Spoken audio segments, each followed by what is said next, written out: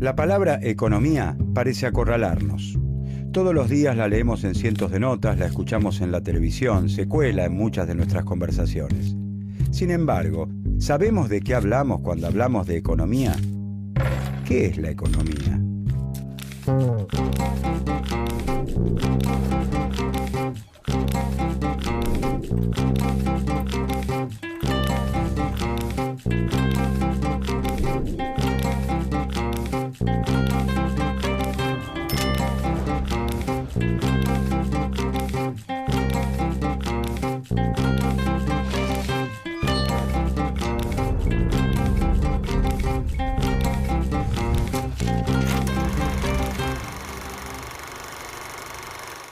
Ella es Mariela. Mariela decora en su casa los mates que ella misma vende en un puesto de la feria.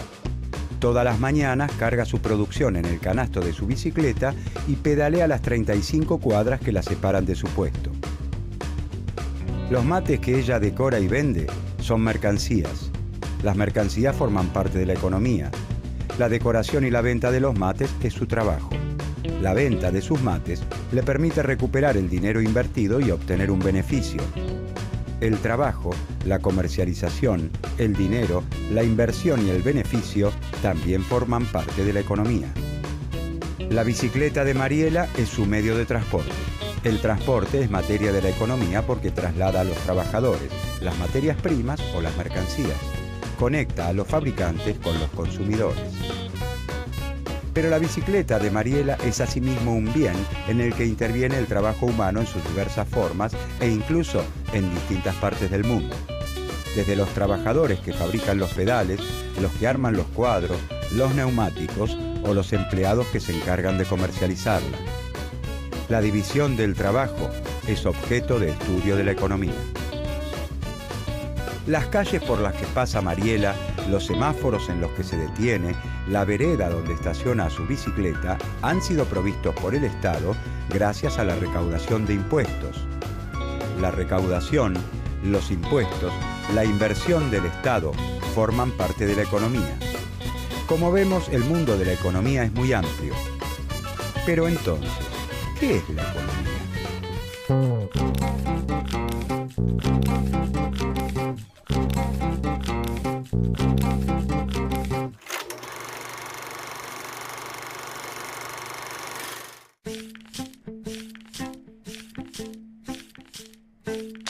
La economía es el conjunto de actividades que realizamos al producir, distribuir y consumir los bienes y servicios necesarios para vivir.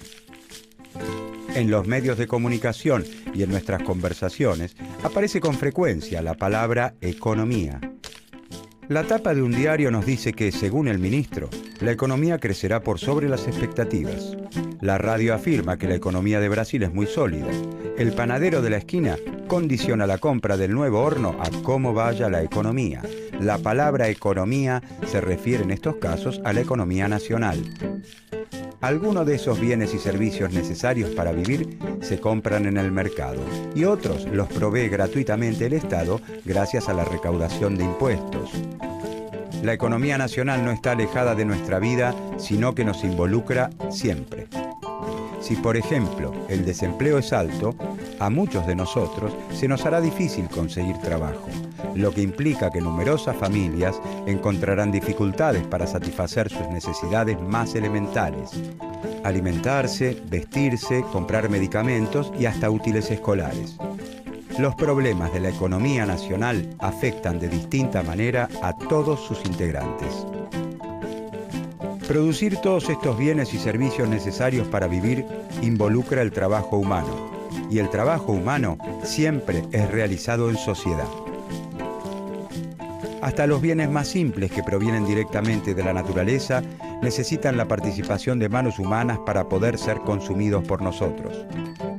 Si podemos tomar un vaso de leche en el desayuno, es porque en un tambo se ordeñó una vaca que alguien antes alimentó. Luego ese producto se trasladó, se procesó, se colocó en sachets e incluso alguien fabricó el vaso en el cual lo servimos. A través del trabajo, el hombre se apropia de los materiales brindados por la naturaleza y los transforma en bienes útiles o valores de uso para satisfacer sus necesidades. Los bienes que se consideran elementales para asegurar nuestro sustento han cambiado a través del tiempo y en su transformación el hombre ha utilizado siempre instrumentos de trabajo dirigidos a facilitar su tarea. Eso nos lleva a averiguar ¿cómo se ha garantizado la subsistencia a través de la historia?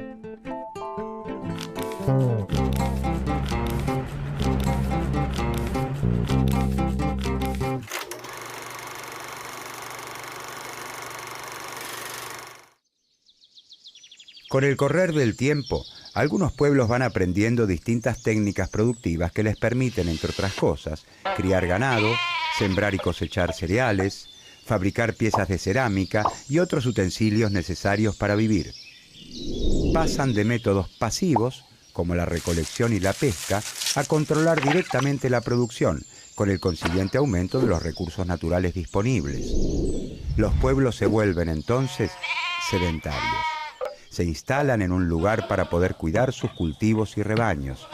Así se conforman las primeras aldeas. Los avances en el conocimiento técnico y en el desarrollo de la organización social van aumentando la productividad, es decir, el número de bienes producidos en la misma cantidad de tiempo de trabajo. Esto genera un excedente de producción permanente por sobre las necesidades de la comunidad. La aparición del excedente permite el desarrollo de las sociedades. Ya no es necesario que todos los integrantes de una sociedad se dediquen a la producción de los bienes imprescindibles para vivir. Esto da lugar al desarrollo de otras actividades socialmente necesarias: el arte, la ciencia, la filosofía. Al mismo tiempo, cuanto más prósperas van siendo las sociedades y se generan mayores riquezas, aumenta el deseo de dominar y utilizar esa riqueza para provecho personal. La propiedad social sobre los medios de producción es reemplazada entonces por la propiedad privada. El amo es dueño de la tierra y del esclavo, considerado un instrumento de trabajo, una herramienta más. Junto con el excedente aparecen las clases sociales. Este es uno de los grandes temas de la economía. Las clases sociales son grupos humanos. Cada uno de estos grupos en los que se divide la sociedad puede apropiarse del resultado del trabajo de otro de acuerdo al lugar que ocupa en el régimen de producción. La apropiación de la riqueza sobrante, del excedente, genera conflictos entre las clases sociales que se traducen en continuas luchas a lo largo de la historia. Obreros y capitalistas, señores y siervos, amos y esclavos. El grupo dominante busca reproducir las condiciones de vida vigentes, mientras que el grupo dominado lucha porque esa explotación se reduzca o desaparezca. Dependiendo de la clase social que tome las decisiones, este excedente podrá ser utilizado para construir pirámides, hacer la guerra, ser invertido en la creación de nuevas riquezas o para mejorar las condiciones de vida de las clases trabajadoras.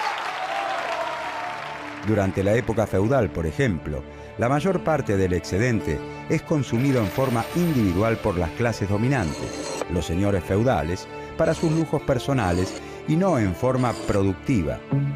En el sistema capitalista, en cambio, las empresas utilizan el excedente para renovar las máquinas, modernizar la empresa, adquirir materia prima y contratar trabajadores. A medida que las sociedades se tornan más complejas y las actividades productivas se diversifican, se profundiza la división del trabajo y el comercio. Algunos individuos se abocarán al trabajo de los metales, otros al del cuero o al del barro. Lo que antes era una disposición personal para tal o cual técnica se convierte en una especialización, en un oficio.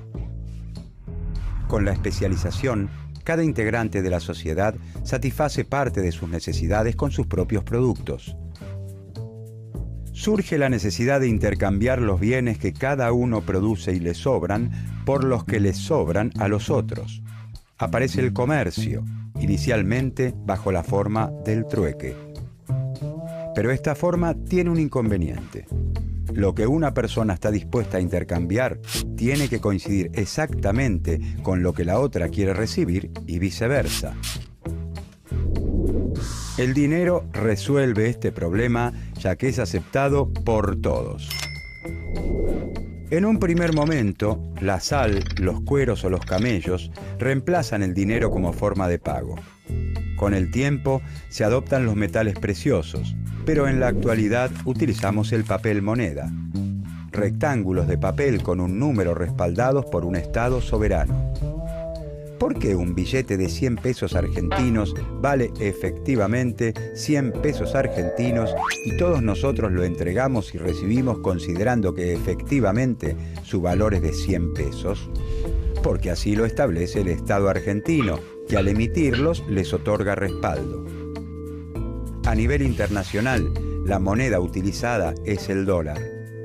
Al igual que el dinero emitido por cualquier otro Estado nacional, un billete de $100 vale $100 porque así lo establece el Estado estadounidense. Todos estos cambios en las técnicas de producción y en la forma en la que los hombres han intercambiado los bienes para satisfacer sus necesidades han ido transformando el mundo de las primeras formas de organización social y con él las preguntas que los pensadores de su tiempo se han hecho en relación con la naturaleza y la vida en sociedad.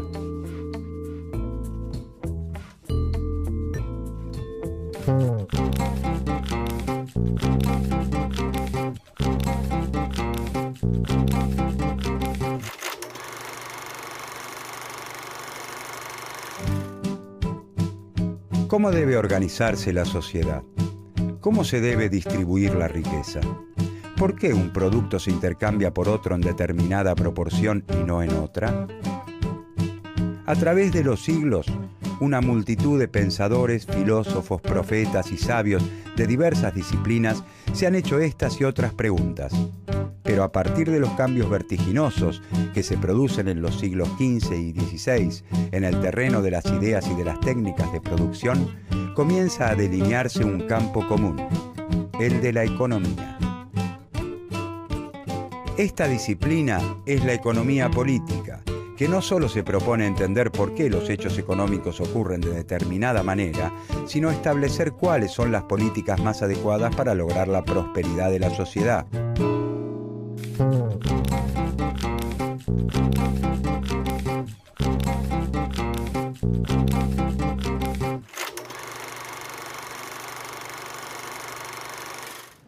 Una de las características distintivas de nuestra sociedad es que para obtener la mayor parte de los bienes debemos ir al mercado a conseguirlos pagando un precio. Cada vez son más los bienes y servicios que se compran y venden. Todo tiene precio. Actividades que antes estaban confinadas al ámbito doméstico, como la cocina o la limpieza y el orden del hogar, hoy se compran y se venden. Para el capitalismo, los productos del trabajo humano no son solo valores de uso o bienes útiles, sino también valores de cambio. Tienen un precio. Antes del régimen capitalista, la producción se guiaba por las necesidades de la sociedad. Así ocurre tanto en los pueblos, que recogen todavía su alimento, como en las que realizan actividades de agricultura y ganadería. El antiguo Egipto presenta rasgos económicos similares. Los reyes o sacerdotes que centralizan los excedentes los utilizan para satisfacer sus propias necesidades o las de la comunidad, no con la venta como destino principal. Son economías productoras de bienes útiles o valores de uso. La producción no se realiza con el objeto último de la venta. Es decir, los bienes no tienen en general la forma de mercancías. Responden a las decisiones de un faraón, rey o señor feudal que decide qué se produce, cómo se produce y cómo se distribuye lo producido de manera tal que se asegure la subsistencia de todos. A partir del capitalismo, la producción y distribución de bienes y servicios se organiza por medio del mercado. Como siempre ha ocurrido, y mucho más que antes, en el capitalismo todos necesitamos del trabajo de los otros para vivir. Nadie se encarga de fabricar su propia ropa, elaborar sus alimentos, ni darse clases de inglés a sí mismo. Los individuos, como parte integrante de una comunidad, desarrollan una división de tareas para poder satisfacer sus necesidades de una forma más eficiente. Todos necesitamos del trabajo de los otros para vivir, pero la organización de esta actividad no es consciente.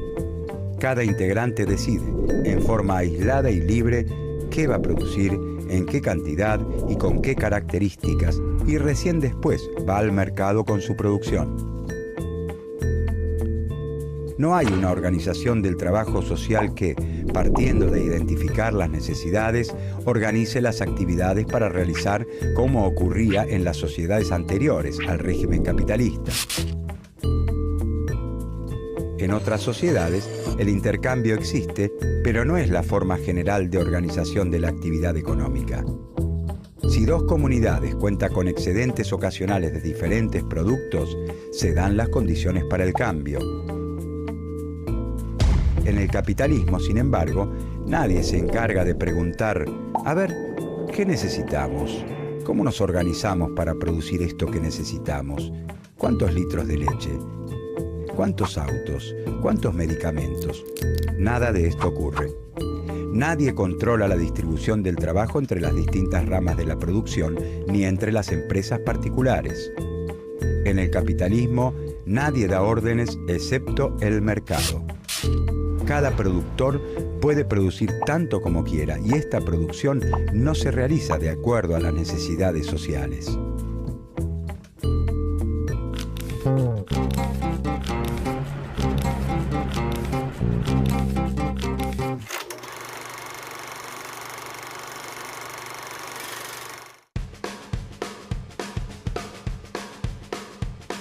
Mariela lleva al mercado los 12 mates que con mucho esmero decoró porque estima venderlos en el puesto de la feria.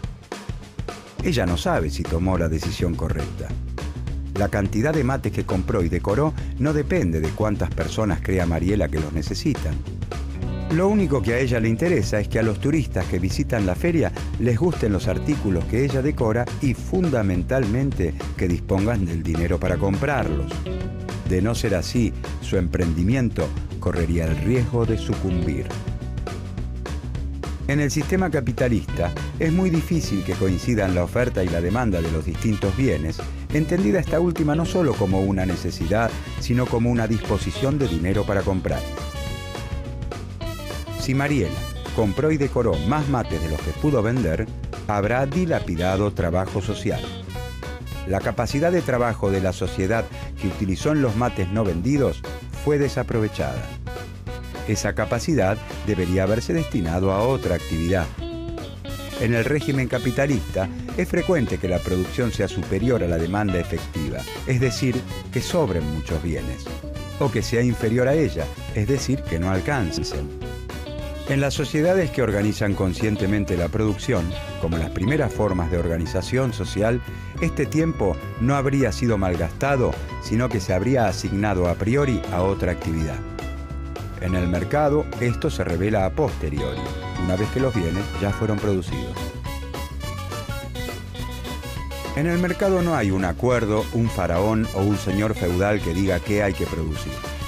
El sistema capitalista es, por lo tanto, una forma particular de organizar el trabajo distinta a las anteriores.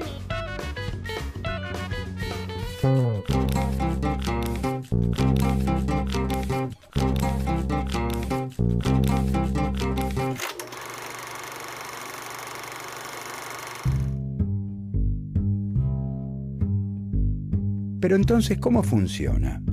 ¿Cómo puede ser que un sistema en el que no se organiza cómo compatibilizar los recursos con las necesidades de la sociedad sea capaz de perdurar en el tiempo? Estas preguntas dieron inicio a la ciencia económica. Los economistas son una suerte de espectadores de sociedades que se transforman con problemas económicos que se modifican. Lo que parece importante en cierto momento ya no lo es con el paso de los años. Por eso las teorías económicas suelen aparecer en un determinado contexto histórico. ¿Cómo hacer para que crezca la riqueza? ¿Cómo se debe distribuir? ¿Cómo asegurar el bienestar de la población? Los problemas económicos varían con el paso del tiempo y entre los distintos países. Ciertos asuntos pueden ser considerados importantes en un país y totalmente ignorados en otros. Por eso la ciencia económica tiene, o debería tener, particularidades regionales o nacionales. El desarrollo del pensamiento económico depende, en consecuencia, de la existencia de ciertos problemas que la realidad histórica plantea. Así como un médico necesita hacer un diagnóstico para poder curar a un enfermo, la ciencia económica estudia el funcionamiento de la economía de una región, un país o el mundo para estar en mejores condiciones de resolver sus problemas económicos.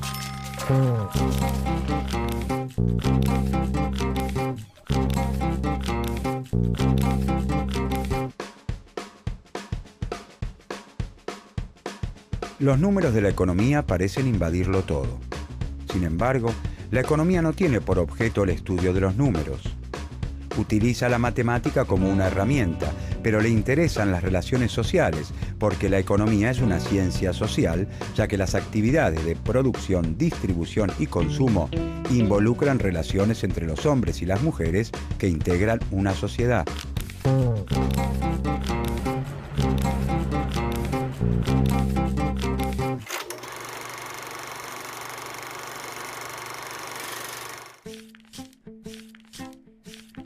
En las ciencias naturales, las causas de cada fenómeno pueden aislarse en un laboratorio para comprobar las hipótesis formuladas.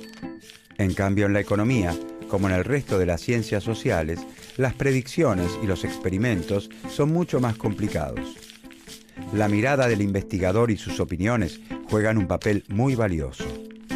Y la importancia es aún mayor porque los análisis económicos derivan en recomendaciones sobre políticas para implementar, las que están muy influenciadas por los intereses económicos, políticos y sociales del profesional que la formula.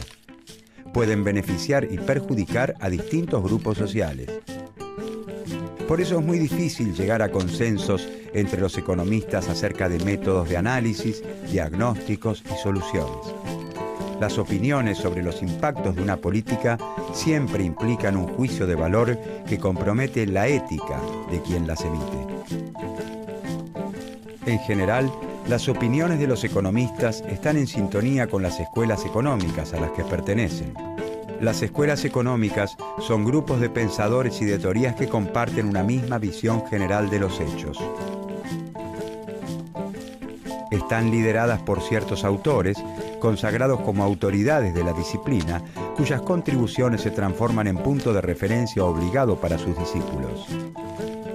Cada escuela cuenta con un conjunto de rasgos distintivos y característicos y representa, en forma consciente o no, ciertos intereses. El pensamiento económico no evoluciona en el tiempo de manera lineal. Las nuevas teorías no reemplazan las anteriores, ni hay mejores teorías que desplacen otras peores. Muchas de las teorías económicas publicadas a lo largo de la historia podrían explicar los fenómenos económicos del presente. Por eso es tan valioso estudiar la historia del pensamiento económico, porque muchas de las ideas de los primeros investigadores están presentes con innovaciones y rechazos en las discusiones de hoy.